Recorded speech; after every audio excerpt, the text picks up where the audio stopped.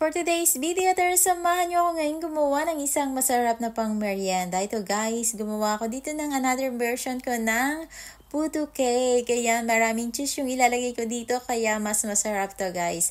At ayan, konti lang yung gagawin ko ngayon kasi experiment ko lang yan. Pero nagustuhan ko talaga yan. Unti-unti yung paglagay ko dito ng fresh milk para matansya ko kung gaano karami yung ilalagay ko dito.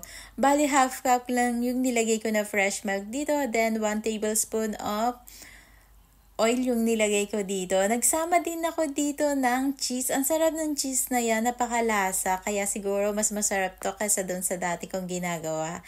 At ayan, gumawa pala ako ng meringue dito. Unti-unti ko lang siya ilalagay para pag naluto, hindi siya bumagsak. I-try nyo to guys at sure na magugustuhan nyo. Ang sarap talaga ng lasa nito. Madali lang naman siyang gawin. Parang ganun lang din yung method nito. Pero pinaghibalay ko lang yung egg white at saka yung yolk niya. At ayan, pag okay na, ilalagay na natin sa molder.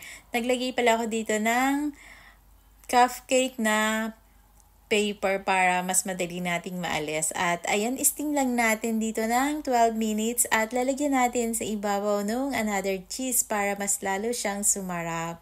Pagkatapos nito, mga 2 minutes, okay na para hindi masyadong mag-melt yung ating cheese. At ayan na nga guys, napaka-fluffy nito. Thank you for watching my videos.